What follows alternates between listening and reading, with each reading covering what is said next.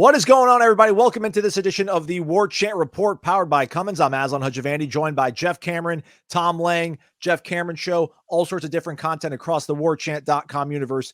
You know that. Thanks for being here. Hit the thumbs up. Certainly would appreciate that. Subscribe to warchant.com, the ultimate Seminoles sports source, where every single day you get a discount over at Garnet and Gold. I think we had one like a discount on blankets. If you're a Warchant member, it pays to be a member. Also pays to watch this show. And going over to shop.cummins.com. Their promo code is TAILGATE, TAILG, numeral 8. That gets you 10% off numerous items over at shop.cummins.com. Missed this out the other day, guys. Check this out. I'm not going to say the guy's name, but our guy, Chief something, said, I just bought a Cummins PS1000 for the tailgate this weekend. Let's party. So nicely done. Chief knows what's going on. You guys do the same. Head to shop.cummins.com. Take advantage of that promo code TAILGATE, TAILG, numeral 8. Florida State, rumors of their demise, greatly exaggerated, heading into the swamp, Saturday night, 7 o'clock, primetime, ESPN, gentlemen. Feel it.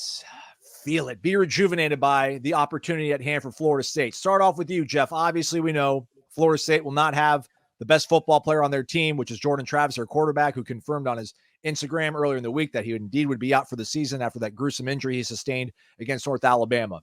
On Monday, Coach Mike Norvell, all the staff said that they were really excited about the way the team had shown response during Sunday's walkthrough. We're seeing it this week during practice as well. What is the right response going to be for this team? Is it to not change who they are, be what they've been, or are they going to have to step up to get past Florida on Saturday? Well, they got to step up. They don't block anybody, Aslan. They don't block anybody. So they're going to have to step up in that regard. It's still about the simple acts in football, controlling the line of scrimmage. If you're going to give Tate Rodemaker an opportunity to succeed, and I think he can, by the way. He's a very talented thrower of the football. In some regards, he's a better passer than Jordan Travis. He's got a better arm. That much is for sure. So if you're going to give him a chance to succeed, you're going to have to protect him. You're going to have to give him an opportunity not to be rattled early with a bunch of quarterback pressures. So let's see if this offensive line does step up. I know they've been injury riddled for much of this season. They have not fulfilled the promise of what we thought they would be before the start of the year. But this is still a 11-0 Florida State team. They have a lot of weapons that they can throw to here. This is a bad Florida defense. You've got chances to go complete the dream, which is an undefeated season. You sweep your rivals, and then you go to Charlotte and you win an ACC championship game. May not be that you can't, obviously go on to win a national championship without the services of Jordan Travis. But at this point, really, to complete the goal of an undefeated season and to win the ACC, it is still there within their grasp, even with Tate Rodemaker filling in for Jordan Travis. Yeah, I like the way they delivered the message on Monday, Tom, just the fact that they want to stay on message. It's about them getting better. But it still feels like, you don't want to change who you are this late in the game, but certainly they cannot expect to be who they've been and take a step back at quarterback and beat Florida. No? Yeah, I mean, on the offensive side, I think maybe there was a little bit of an element in past games this season where you say, well, wait around and Jordan's going to do something. Jordan's going to lead the way. He's going to carry the day. Second quarter against Clemson is a great example of Jordan Travis just deciding to be more than the best player on the field, a dominant player to get Florida State its offense, that really the only offense it had in regulation, but it was enough to get the job done and get to overtime, put themselves in a position to win the football game. So, I think the offense has to batten down the hatches on the offensive line. Of course, health is a big factor with that, but when it comes to, being a better player like a Keon Coleman or a Trey Benson than Tate Rodemaker is, you're the one that might have to set the tone. You're the one that in some moments of doubt that might need to be the guy who settles everybody down. Jordan was so good last year in this game specifically at settling everybody down when they were failing him, either in protection or when they were dropping passes. He said, put it on my back. I can go make this thing happen. I don't think that's Tate's MO. On the other side of the ball, though, I'd say the defense has a lot of times this season been the one to hold the fort while the offense got issues together. And that was with Jordan at quarterback. The defense would make stop after stop so the offense could go get in a rhythm. So I don't think the defense has to do anything different, but the offense, the dynamics of it, the communications between possessions, things like that, yeah, I think it's going to be a little bit different this weekend, and it needs to be a little bit different. Obviously, we're going to be talking so much about Tate Rodemaker because he'll be making his first start since, I think, the 2020 game against Jacksonville State, if I'm not mistaken. But things will be different this time around, Jeff. You know, he's going to know this entire week. It's his team. It's his game. He's going to know that for the remaining games this season. Is that going to be a help or a hindrance? You know, part of me thinks if you have this happy-go-lucky, goofy freshman, maybe you're in a better place because they don't realize the stakes and the gravity of this situation. But like Tate's a sharp kid. Tate knows how close to the finish line they are. Is that an asset that he's that kind of aware of everything going on right now, or will it maybe be too much for pressure for one kid to handle? I would hope not, Aslan. I say this. He's been here for a long time. He knows Mike's offense, and he's had success in a game that mattered with a lot on the line in a hostile environment. You know, you think back on that second half against Louisville a year ago, he made plays even after a disastrous interception on one of his first throws. I think it was his first throw, and he bounced back from that. I thought that would give that young man an awful lot of confidence and resolve to go on and have success. Listen, I know that was North Alabama. But if you noted, he really was a very confident player in that game. He stepped into his throws. He believed and trusted what he was seeing, stretched the field, made a lot of plays. The Swamp is different, and the expectations are different there. But I do think Mike will probably call the game early on in a way that makes him more comfortable, gets the ball out of his hands quickly, maybe even run him a little bit to ease him into the game and get him comfortable. But from there, he's played a ton of football. I know most of it's in practice, but this kid knows the offense. And this Florida defense, as I said before, has not been very good. You ought to have an opportunity to move the football here. And with each passing drive that is successful, you'll see this kid gain more and more confidence because he has ability. You know, Tom, I don't know. Have you ever been sprung into action and had to do the entire JCS by yourself? Like, I don't know if you'd rather just show up at 12:59 and be like, hey, kid, it's all you, or to know the night before. But, you know, what kind of, you know, effect do you think that'll have, whether it's positive or negative on Tate Rodemaker to go into a game knowing this entire week it's his show to run? If it was in 2010, I think my broadcast for that day would have been fly ball caught akin to Major League 2. But you know, now, you know, if Jeff had a coughing fit for the ages and I had to fill 5 minutes, no big deal. No big deal. This is a little bit different for Tate, though, in this way. It's not hold down the fort for this week because Jordan's coming back for the ACC championship. Right. I think the pressure might be that here's your chance to be the leader and the front man for the entire program for the next year and 2 games. Like, you can set the tone on your Florida State career this weekend, beginning this weekend in Florida. Now, that's what he shouldn't be thinking of, but we're all human beings. And with all these weapons that he has, you know, you wonder if maybe your mind wanders for a little bit. I don't think it'll be that way on Saturday. It's just the gravity of the situation is a little bit different. The good news is he had the second half against Louisville, and that wasn't a situation in which Florida State was up by 17 and they said, Tate, hand the ball off and let's just get this thing to the finish line. He had to help them back, you know, retake the lead, win the game by 4 points, 35-31 over Louisville. So I think because of the amount of time he's been here and the last time he really was needed by this program, he helped usher a comeback victory. I think he'll be, generally speaking, okay. I just think the pressure is not necessarily about this week. It's about, I could take the reins of this program and this offense for the next year to come. If that's where you're going to, if he's going to feel it, that's how he'd feel it.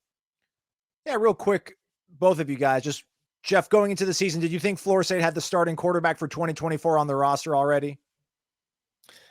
I was really impressed with Brock Glenn, and I thought that Brock Glenn was going to be the next quarterback at Florida State, and he may still very well be.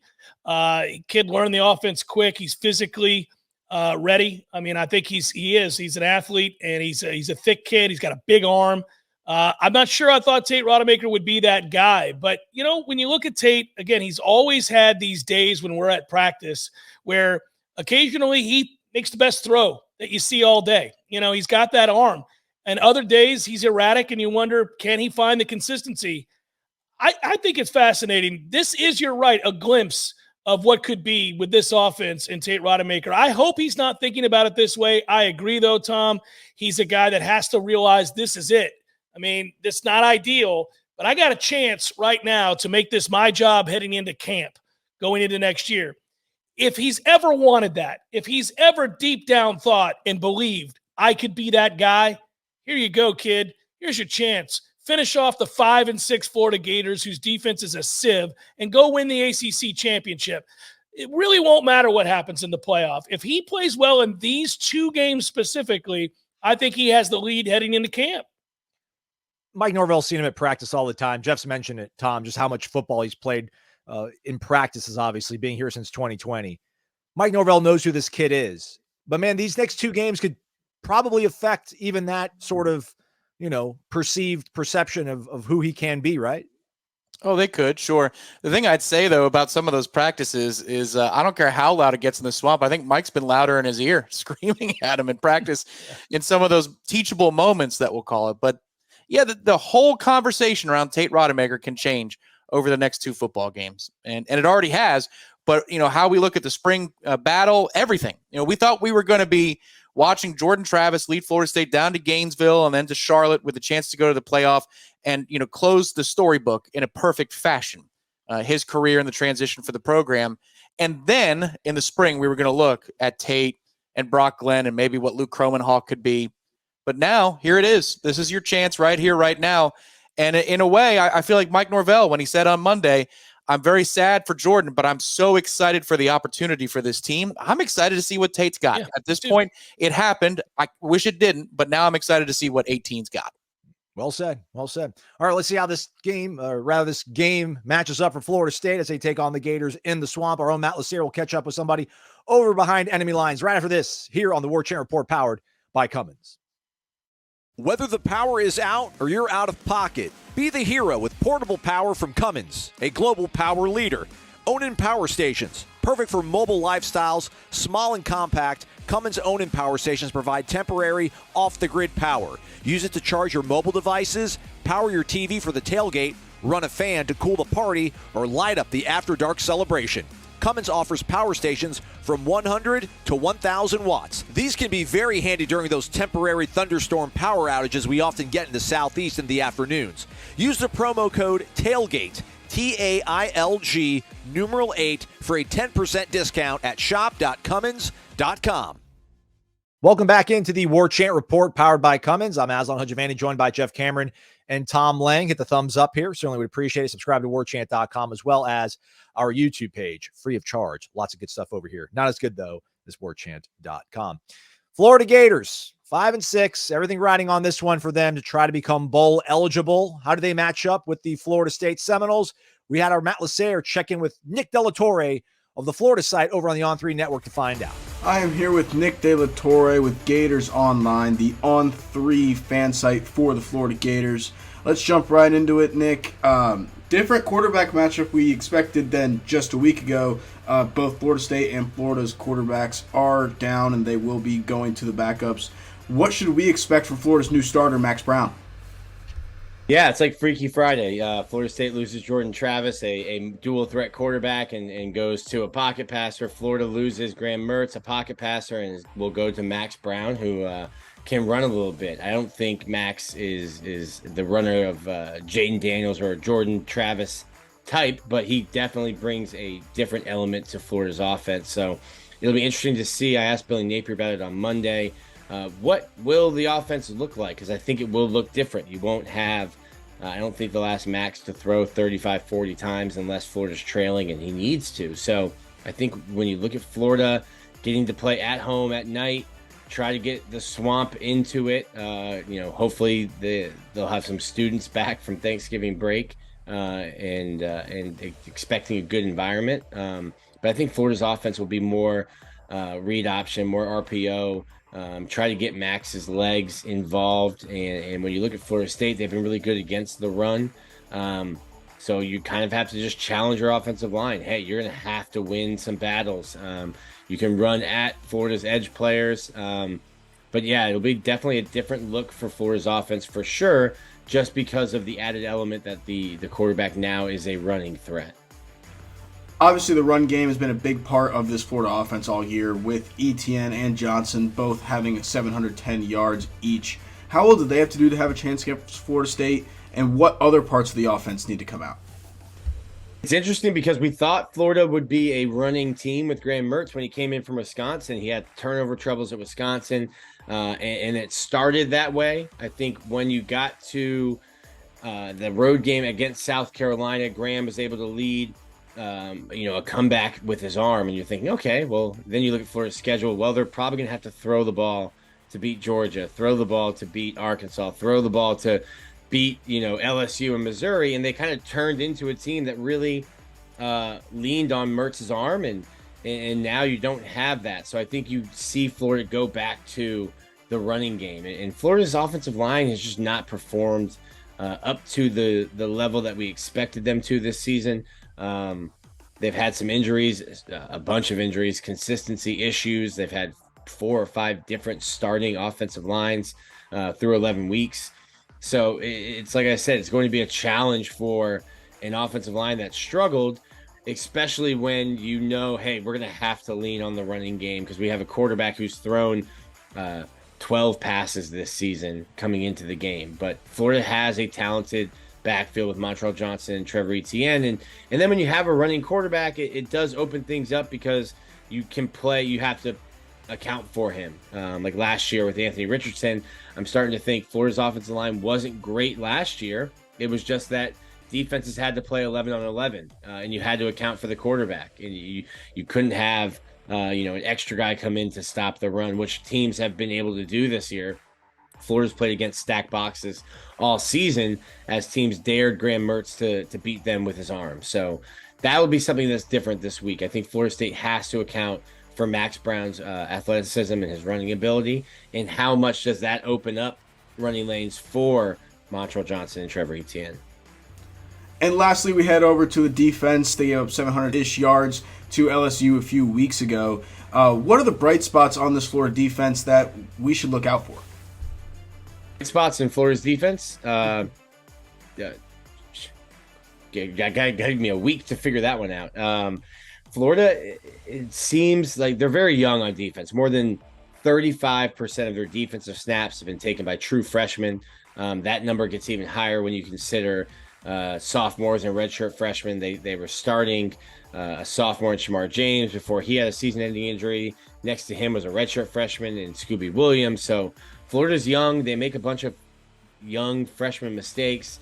They do a good job of getting to the quarterback, but not finishing. They pressure, they hurry, but they don't get sacks, and they don't get turnovers, really. So if I'm looking at Florida's defense, I think I would have given Florida a 1% chance of winning this game with Jordan Travis. We saw what he was able to do with his legs and with his arms last year in Tallahassee. I think Jaden Daniels just scored again on Florida's defense. So they have not been able to tackle and stop quarterbacks like that. I think now you're going to try to force Florida State to win through the air. Hey, if we can make them one-dimensional and make a backup quarterback beat us with his arm, we'll take that. We'll live with a loss that way. But you're going to have to maybe even sell out to stop the run. But Florida, the cornerbacks have struggled. And Johnny Wilson and Keon Coleman, I don't know that you want to leave them one-on-one with a single high safety. That's probably a quick death versus a slow death if you're trying to pick your poison there.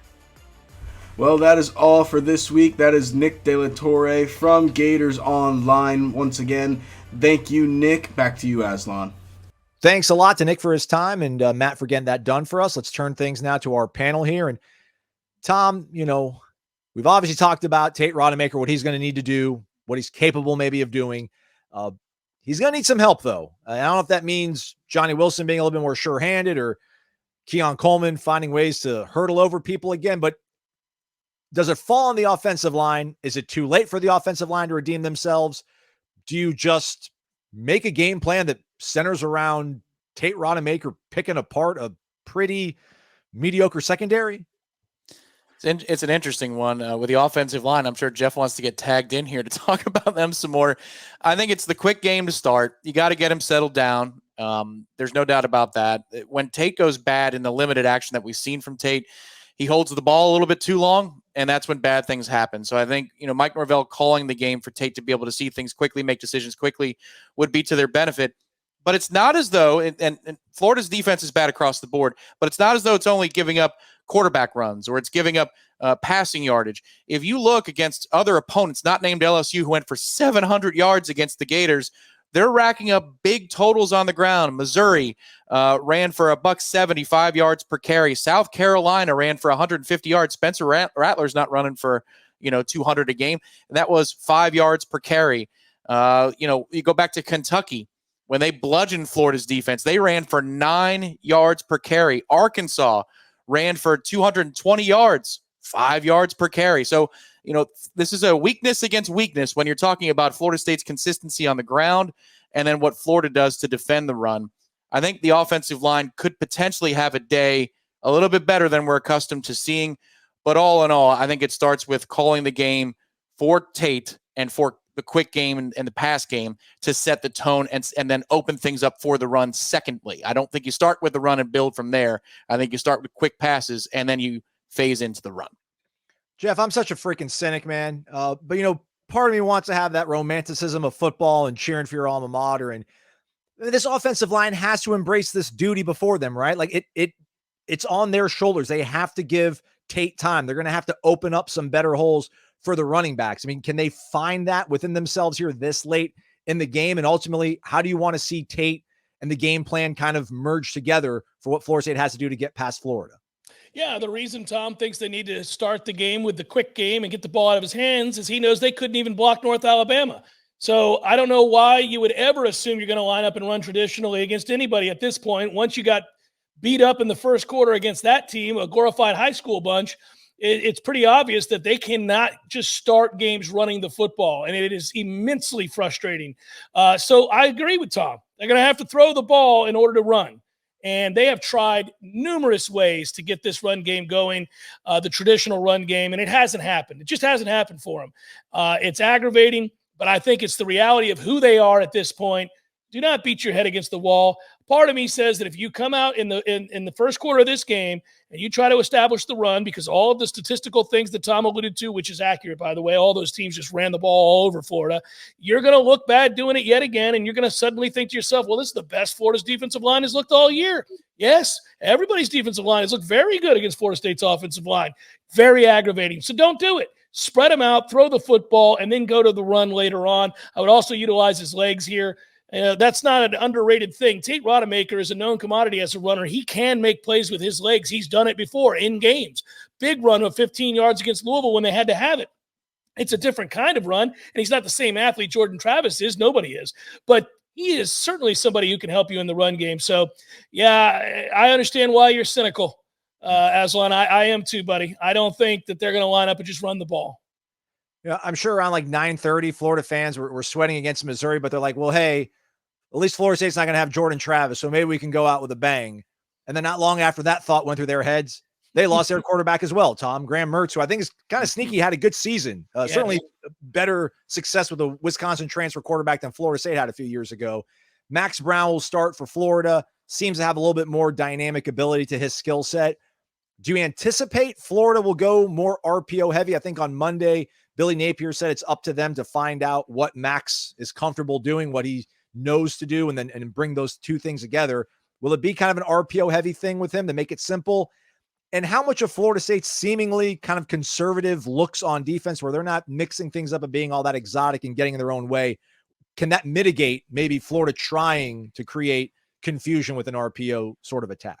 Well, number one, I would think it's RPO. He looked very natural, did Max Brown running that. And it should be noted, too, that Florida was down 9 points.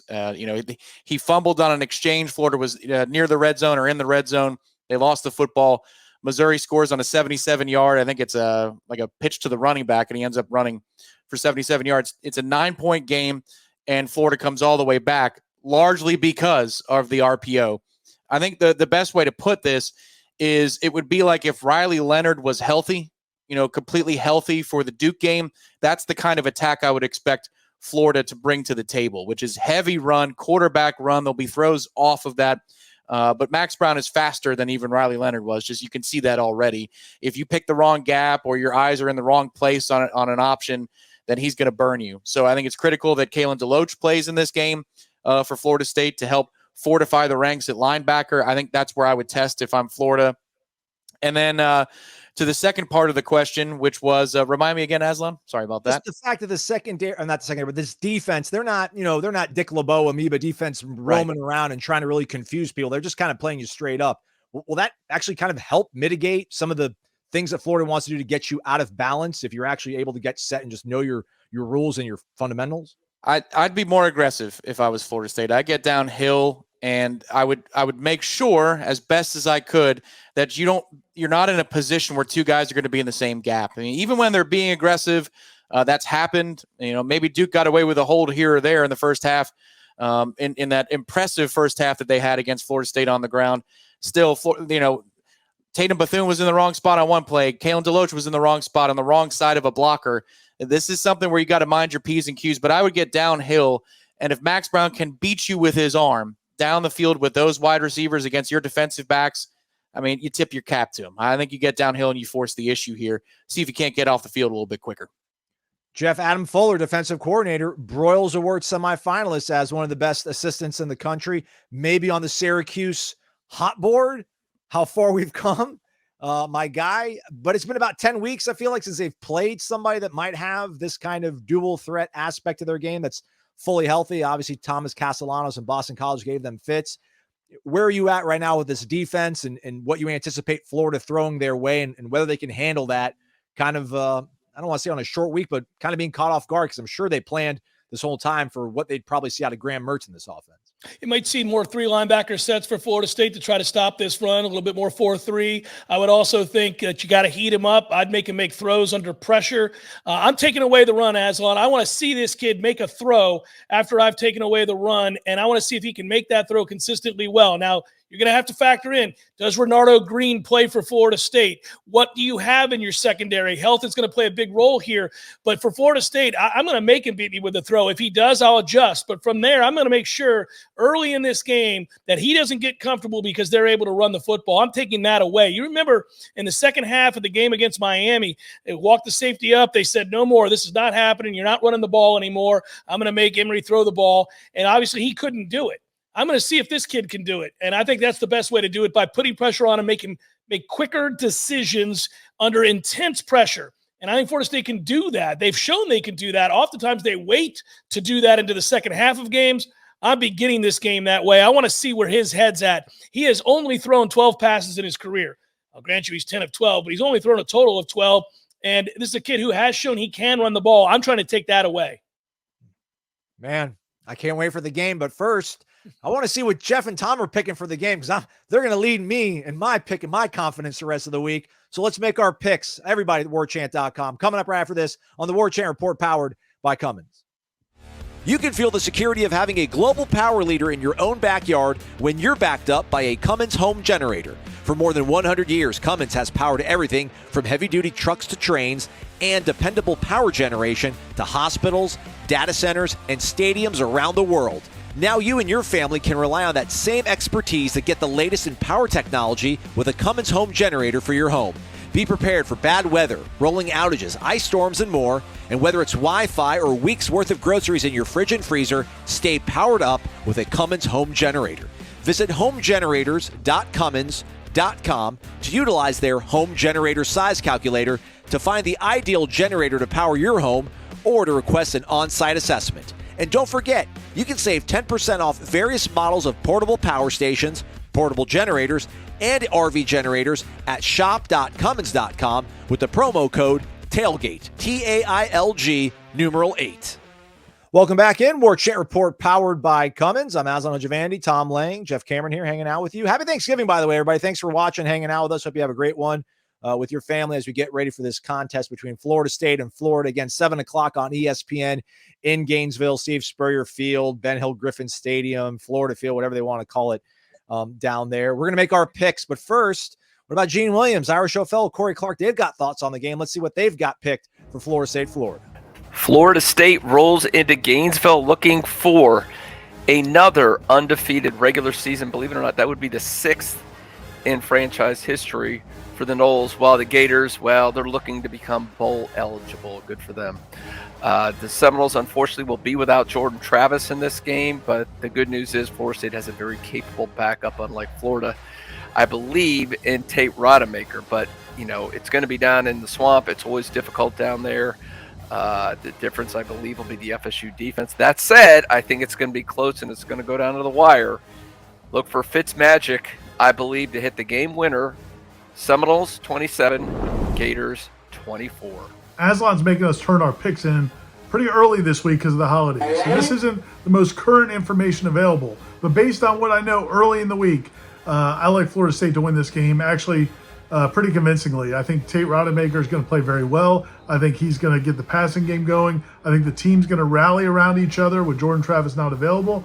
I think Florida's defense is not very good. So I'm liking Florida State to win this game down in the Swamp, 38-17. I think the Noles are going to romp.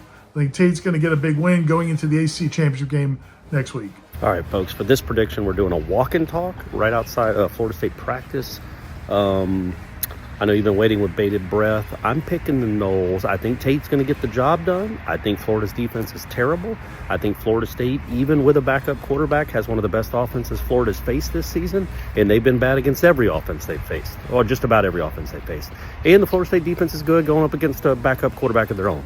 So I'm going to say Florida State 30, Florida 20. You heard it here first. Locked and loaded. Love these classes. I think most people are anticipating a close game this week just with the loss of Jordan Travis. But, there's so many weapons around that Tate really just needs to not make stupid mistakes. If he doesn't make stupid mistakes, we'll be fine. It's kind of like your dad giving you your car or his car to drive on prom night. Just got to be careful driving it. Can't do anything stupid. And I think if he does that, this isn't going to be that close at all. I get the Swamp is a hard environment to play in, but I'm taking the Noles, we'll say 30-15. Thanks to all of our guys for their picks. Again, this is the Warchant Report powered by Cummins. Go to shop.cummins.com. Use that promo code TAILGATE, TAILG, numeral 8. Save 10% off numerous models of the portable power stations, which I usually point to, and it's here, and it's not here. And that's why I've been so sad this whole time. It usually keeps me company up here, and it's not. But it's right here in the box for it. I assure you of it. Also save on the portable generators as well as the RV generator model. And you also get information on their home backup generators. A world power leader, Cummins, shop.cummins.com. Again, promo code TAILGATE. All right, 7 o'clock Swamp, guys. It's been a minute, right? Was it been since 2017? Florida State's gone in there and taken it to the Gators. They'll have an opportunity to keep their perfect season alive, make it into the playoff, all that kind of good stuff. So we'll start off with you here, Jeff Cameron. What are your thoughts on this game? Obviously, I'm sure a week ago you had a whole different take on it, but we live in a reality now where neither team has their starting quarterback. So how do things shake out for Florida State in this game? I do think if you take a step back and you kind of shake off the depression from having seen that Jordan Travis injury and the devastation that follows, you really do realize Florida State is still in the better position here because Graham Mertz going down has to be devastating for Florida. I know he's not the same player that Jordan Travis is, but he had a good season, was throwing the football well for them. And now you got to throw a kid in the mix who has just not had a lot of experience. And meanwhile, Florida State's taken a player in Tate Rodemaker that has been here a long time, has had big game experience, has made some plays. So I still think Florida State's the better team across the board. They're in a better position at quarterback going into this game. I'm going to take Florida State to win this football game 31-20. Ooh, strong, covering it too. I like it. Tom, keep the good vibes going. Tom looks disappointed. Did I steal your score? A little bit. I mean, look, if you live around 31, you're in the right place for Florida State for a lot of these games. It makes sense. Also, Aslan, I didn't miss. I wasn't sad because of what was on top of the pillar. I thought that was Miami's ACC football championship trophy on top of the pillar. And I know that's the other rival, but have a little fun with it. I'm in agreement with Jeff here on the 31 for Florida State. I think that Tate's going to put up over 275 yards passing. There might be a throw or three where you go, ooh, either he gets away with it or he doesn't. But I think more good plays than bad plays. And then the defense has seen this script on the other side a lot. What football program has gone against more running quarterbacks, more mobile quarterbacks than Florida State? I defy you to find one. Or backup quarterback, seemingly, right? Yeah, also, you're correct. I mean, but every variety of a mobile quarterback Florida State has seen, they should be more than prepared for the moment. 31-17. I'll do like the Price is Right. I'll move the Florida score down just a little bit. Oh, all right. I'm gonna say 28-24. I think it's gonna be in the margin. I was trying to look at Florida's schedule. And I'm like, they're 5-6 team. They are what their schedule is and their record is. Maybe they just a lot of games have been kind of coin flips. So they haven't. Their losses haven't been coin flips. Like they've pretty much decidedly been beat in their games, other than the Arkansas game, which went to overtime. But they've played okay at home. They seemingly do still play hard, and they haven't given up on that coach. So I think they'll rally around him. They'll rally around Max Brown, but just feel like again, Florida State is still the more talented team. So keep fingers crossed. Noles hang on. I'm going to say 28-24, my prediction for this one. Let's throw some quick bonus content of these guys on the way out. Do either of you want to take what I would think would be the bold stance and say that the game next week is more important than the one Saturday in Gainesville?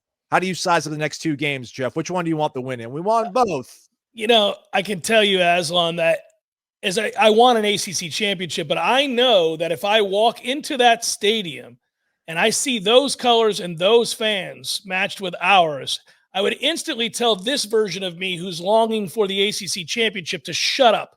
And it's always about beating Florida. What about you, Tom Lang? State championship, ACC championship? Oh, well, yeah. This is the game that matters the most to me every year. I went to school from 06 to 09, saw 0 wins over Florida as an undergrad at Florida State. Tough times. It was. It was known as the lost decade. It actually could have gotten worse, could have been worse, because the kids that just graduated went through it worse than I did, thanks to Jordan Travis for marching Florida State out of it.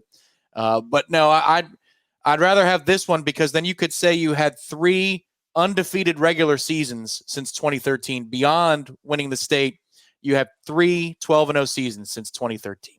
Well, how many Gators have? Yeah, there you go. Yeah, exactly right. They don't do that down there. They don't know how to win all their games. So we'll maybe figure it out one of these times. They've only been doing it for like 150 years. But so forgive me. What you have on top of the pillar is Florida's undefeated season plaque. Their undefeated regular season plaque. I'm sorry, my eyes aren't so good anymore. Tom's on a roll. We should keep the show going, but we're done. They've got plenty of content going on over the Jeff Cameron Show. Weekdays, Mondays, Wednesdays, Thursdays, Fridays, 1 to 3 o'clock. So check them on out. Warchant.com, your ultimate Seminoles sports source. Hit the thumbs up on the way out. And don't forget, check out our great friends over at Cummins. Shop.cummins.com. Use that 10% off promo code tailgate. Get somebody in your life a portable power station. Won't change their life, but they'll use it. And they'll be like, what a good gift. I appreciate that. So we appreciate you all watching. For Tom and Jeff, I'm Aslan. Have a great one and go Noles.